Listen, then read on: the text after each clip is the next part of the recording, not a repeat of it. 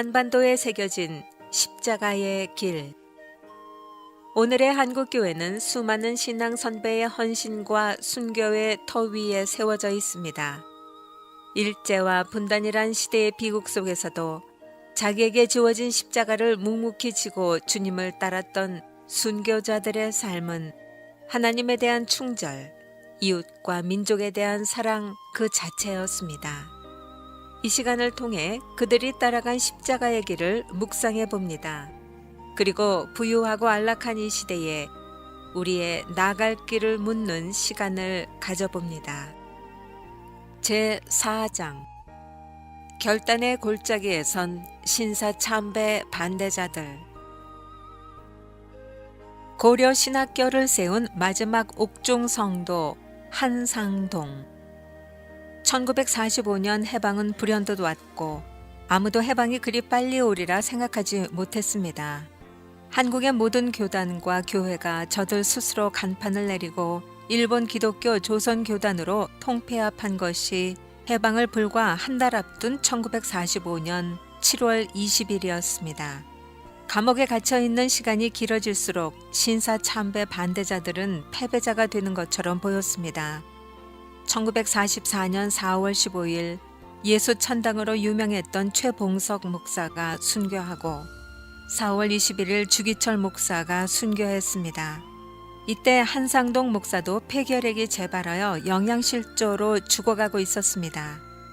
폐결핵 때문에 피어선 성경학원을 다니다 낙향해야 했던 시절도 있었는데 힘든 감옥 생활에 재발한 것입니다. 그는 차라리 거룩한 순교를 위해 기도했습니다. 주님, 나의 영혼을 구하소서. 너무 괴로워서 견딜 수 없나이다. 그런데 그 순간 누군가 죄수번호 287번이 아닌 자신의 이름을 불렀습니다. 상동아. 너무나 또렷했습니다. 너는 절대 죽지 않는다. 너는 살아서 나갈 것이니라. 내가 해야 할 일이 있기 때문이다. 이 음성을 듣자 곧 죽을 것 같았던 지친 몸에 생기가 돌았습니다.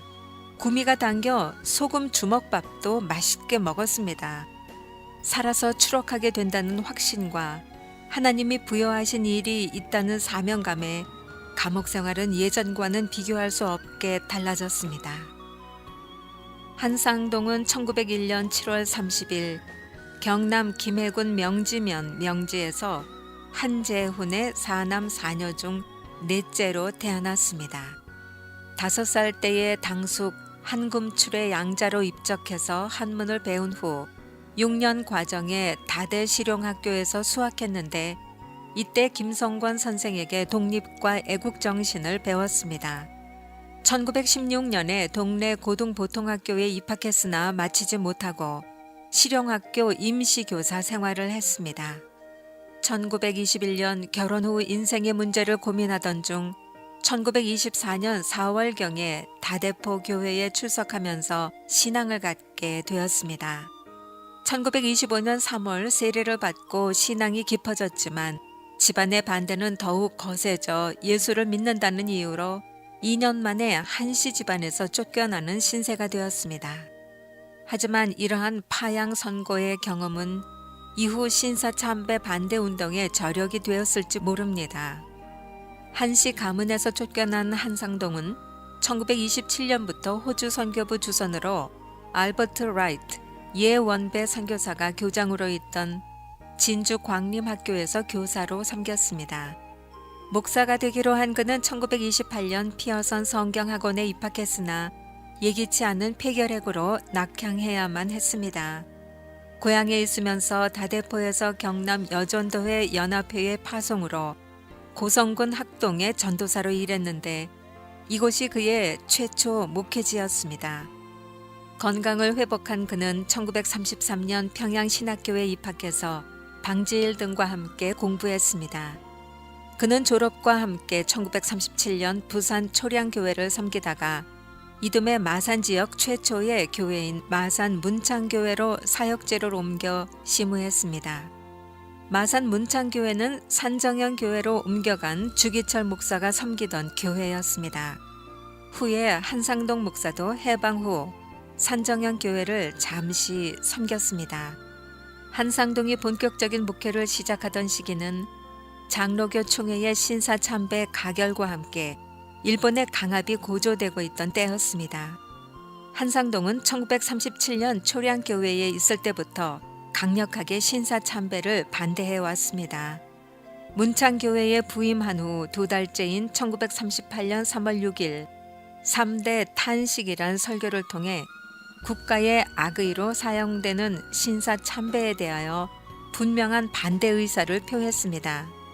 총회의 신사참배 가결과 함께 문창교회를 사임한 한상동은 본격적인 신사참배 반대 운동을 전개했습니다. 1939년 8월 수영 해수욕장에서 이인재, 윤용술, 조수옥, 김현수 등과 만나 신사참배 요강을 만들고 조직적인 반대 운동을 도모했습니다. 1939년 10월 말 밀양 마산교회를 섬길 때도 신사참배 반대 운동을 지속했습니다. 그러자 일제는 1940년 일제 검거를 통해 7월 3일 한상동 목사를 체포하여 1년여간 경남 도경 유치장에 감금했다가 1941년 7월 11일 평양으로 이송해 총 5년간 옥고를 치르게 했습니다.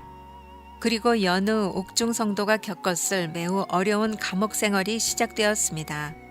그렇지만 한상동 목사에게 감옥은 고난의 장소만은 아니었습니다.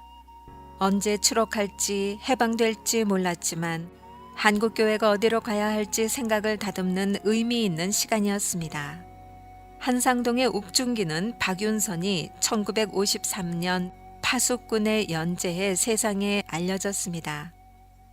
해방이 되고 14명의 마지막 옥중 성도들과 함께 추록한 한상동은 평양에서 소위 교회 재건 운동이라 하는 교회 쇄신 운동을 전개했습니다. 한상동이 감옥에서 구상한 교회 쇄신 방법은 첫째, 새로운 신학교를 건립해 참된 교역자를 양성하고 둘째, 전도인을 길러 교회를 세우고 셋째, 수양원을 세워 신사참배로 더러워진 교직자를 새롭게 하는 것이었습니다. 이러한 계획의 중심에는 평양신학교의 맥을 잇는 신학교 재건이 있었습니다. 하지만 어머니 배봉매의 죽음으로 인해 1946년 3월 고향으로 내려온 한상동은 남북의 분열로 다시 평양에 돌아가지 못했습니다.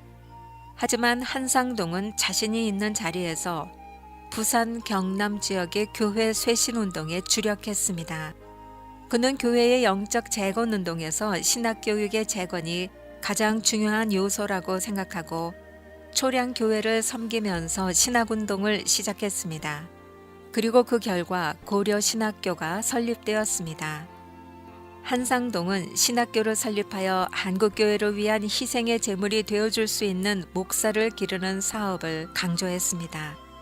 특히 신학교 설립을 강조한 한상동과 주남선은 현실 타협적이며 진보적인 조선 신학교에 해방 후 한국교회의 미래를 맡길 수 없다고 생각했습니다.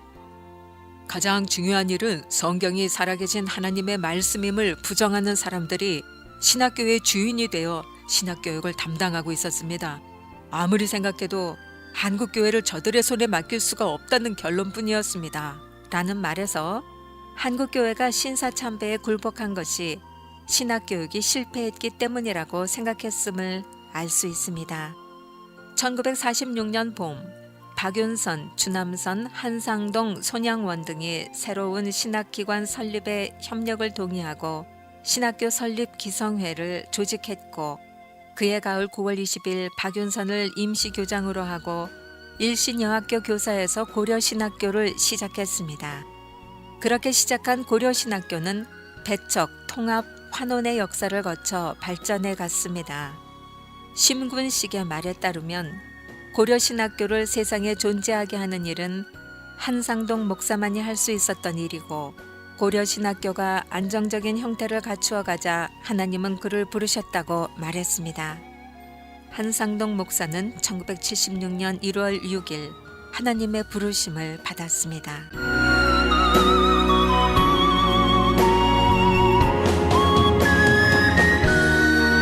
고아의 데모가 된 마지막 옥중 성도. 조수옥. 신사참배를 중심으로 일본의 강압적인 제국주의에 평생 신실하게 맞선 조수옥이 평양 형무소에 갇혀 있을 때였습니다. 형무소에는 어른들, 사상범, 신사참배 반대자들만이 아니라 아이들도 들락거렸고 아이 중 유독 한쪽 부모만 둔 아이들이 많았습니다. 그중 몇 번이나 형무소를 오고 간 한 아이가 있었습니다. 어린 것이 무슨 죄가 있어 자주 감옥에 들어오는지 알아보았습니다. 감옥에는요, 그래도 주먹밥이라도 주고요. 추운 겨울에는 그래도 바람도 막아주고요. 어차피 갈 곳도 없고요. 아이의 대답이 조수옥의 가슴을 깊이 찔렀습니다.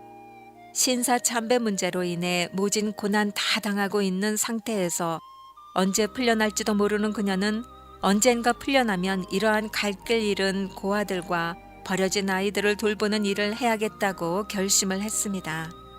신사참배 반대자로 마지막 옥중성도의 일원, 그리고 고아들의 대모, 조수옥의 인생을 둘러 나누는 역사적 사건은 평양 형무소 안에서 이루어졌습니다. 해방된 후 조수옥의 인해원은 이렇게 시작되었습니다. 해방이 되고 가족이 있는 자들은 그래도 이리저리 헤매다 재회를 했지만 맨 마지막에 남는 것은 언제나 부모를 잃어버린 어린 아이들이었습니다. 조수옥은 버려진 아이들을 안아 국가에서 주는 배급을 얻어먹이며 돌보았습니다. 더러운 아이들의 몸을 씻긴 후에 옷이 부족하자 일단 자신의 옷을 하나씩 입혀주었습니다. 한국전쟁을 겪으면서 고아들이 폭증했지만 조수옥의 이웃사랑은 멈추지 않았습니다. 조수옥은 1914년 12월 1일 경남 하동군 하동읍 읍내동에서 출생했습니다. 20세에 결혼을 했으나 2년 후 남편의 외도 때문에 이혼했습니다. 그러나 남편과 이혼을 한 것이 계기가 되어 할아버지 조동호를 통해 1934년 22세의 나이에 예수를 믿게 되었습니다. 통영에서 간호사와 봉제 교사로 일하다가 기왕 예수를 믿으려면 제대로 믿어보자고 진주 여자 성경학교에 들어가 공부한 후 1938년 6월 25세 나이에 사천군 삼천포 교회에서 전도부인으로 사역을 시작했습니다. 1936년부터 불기 시작한 일본의 신사참배 강요가 삼천포에도 매섭게 찾아왔습니다. 특히 1938년 조선 예수교 장로회 총회가 신사참배는 종교의식이 아니다 라고 주장하며 신사참배를 결의하자 지방의 일개 교회가 논리적으로 이에 맞서기란 더욱 어려웠습니다. 그해 10월 일본의 강압적인 신사참배에 맞서다 조수옥은 일본 경찰에 의해 삼천포에서 추방당했습니다. 하나님 말씀의 첫 계명에 우상을 섬기지 말라 했는데 산 사람인 천황을 신처럼 여기고 절한다는 것은 있을 수 없는 것이라는 생각으로 이마저도 달게 받아들였습니다. 그런데 이때부터 조수옥의 고난은 해방될 때까지 계속되었습니다. 초량교회는 갈 곳 없는 조수옥을 받아들였습니다. 이곳에서는 그래도 은밀하게 신사참배 반대 운동을 할 수 있었고 1939년 8월 부산 수영해수욕장에서 한상동, 한정교, 이인재, 김현숙 등과 함께 적극적인 신사참배 반대 결의를 하기도 했습니다. 이 역사적인 결의 현장에 조수옥이 함께했고 이후 그녀는 고신의 상징적 인물이 되었습니다. 이후 조수옥은 1940년 1월 호주 선교부 부산 순회 전도부인으로 신사참배 반대 운동과 운동 자금을 모금하는 일을 했습니다. 그러다 1940년 9월 20일 새벽 일본의 일제 검거령에 따라 초읍동 자택에서 체포되어 북부산 경찰서에 감금되었다가 1941년 8월 25일 평양 형무소로 이송되어 사상범으로 혹독한 고문과 신문을 받았습니다. 이 대대적인 일제 검거로 많은 이가 잡혀 들어왔는데 초량교회 출신 중 주기철, 방개성, 한상동, 손명복 등이 있었습니다. 이외 주남선, 최봉석, 최상림, 안희숙 등도 포함되어 있었습니다.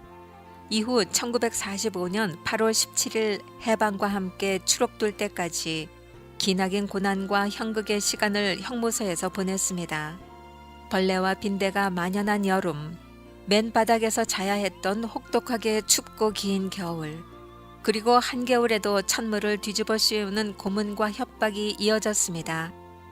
조수옥은 1 감방에 있었고 죽으면 죽으리라로 옥중 고난을 증언했던 안희숙은 3 감방에 있었습니다. 1943년 최덕지가 합류하자 새 여전사는 감옥 안이었지만 힘을 내어 기도하고 찬송을 드렸습니다. 그들은 형무소에 있었지만 오히려 이런 상황에서 예수가 진 십자가 사랑과 하나님의 동행하심을 느꼈습니다. 때로는 더는 견딜 수 없습니다 라고 심중에 부르짖을 때도 있었지만 사정이 호전되지 않아도 하나님이 함께 해주시고 십자가에 주님이 동행해 주시는 것을 생각하면 무한한 위로가 되고 그리스도의 고난이 넘치는 것처럼 심중에 위로가 넘쳐서 감격의 눈물을 흘리며 감사했습니다. 조수옥의 고백입니다. 고난 중의 위로와 감사를 경험하던 조수옥은 5년 만에 마지막 추록 성도로 형무소를 나오게 되었습니다. 해방된 후 조수옥은 평양 형무소 안에서 한 자신과의 약속을 지켰습니다. 1945년 12월 이약신 목사의 권면으로 조수옥은 자신의 사제를 털어 마산 구암동에 인애원을 설립하고 불우한 청소년들과 고아들을 돕는 사업에 본격적으로 뛰어들었습니다. 해방 이후 거리를 떠돌던 불쌍한 아이들을 거두어 먹인 것이 반세기의 시간이 흘렀습니다. 조수옥은 2천여 명의 고아들을 키워내면서 고아들의 어머니가 되었습니다. 작은 인애원은 시간이 지남에 따라 타가시설인 인애 어린이집, 영세민을 돕는 경남 사회복지관, 복지사업자들을 교육하는 경남 사회복지교육원, 경남 보육시설 교육훈련원, 노인들을 무료로 진료하는 인애의원으로 확대되었습니다. 그녀는 고아 사업과 함께 여성 기독교 지도자들의 양성에 힘을 기울였습니다. 고신교단 전국 여전도회 활동에 남달리 애착을 갖고 여전도회를 전국 단위로 활성화하는 데 크게 공헌하고 경남 창녕에 있는 여전도회관 건립 추진위원장을 맡아 저력을 발휘했습니다. 그리고 각종 정부단체 및 사회단체의 의원과 의원장으로 왕성한 사회활동을 병행했습니다. 고아들의 데모 조수옥은 2002년 제1회 유관순상을 수상했고 이어 일가 김용기상을 수상했습니다. 자신을 그렇게 괴롭힌 일본을 돌면서 신사참배의 부당성을 일본 현지 기독교인들에게 전했습니다. 심지어 그녀의 삶을 담은 책 신사참배를 거부한 기독교인 조수옥 일본 통치 저항 증언이 2000년 일본 작가에 의해 출간되기도 했습니다. 당시 교계 인사들은 신사참배가 죄가 아니라고 강변했습니다. 물론 일제의 혹독한 탄압을 피하려는 방편으로 보지만 어쨌든 우상을 섬기도록 부추긴 책임을 회피할 수는 없습니다. 당시의 잘못을 시인하고 참회하면서 부도덕한 일본의 행태를 비판해야 모두가 수긍할 것입니다. 조수옥 권사의 항변입니다. 이 고백은 조수옥이 생각하는 올바른 그리스도인으로 사는 삶이 무엇인지 분명하게 보여주고 있습니다. 잘못한 것은 덮어버리는 것이 아니라 인정하고 회개하는 것입니다. 그것이 하나님의 말씀입니다. 그렇게 평생 10계명의 제1계명과 이웃을 사랑하라는 예수님의 계명을 몸소 행해온 조수옥은 2002년 10월 28일 오후 4시 30분에 하나님의 부름을 받았습니다. 그녀의 마지막 고백은 다음과 같았습니다. 하나님께서 다윗을 들어 쓰셔서 골리앗을 무너뜨린 것처럼 어려운 시대에 하나님께서 나를 들어 쓰셔서 사용하셨다.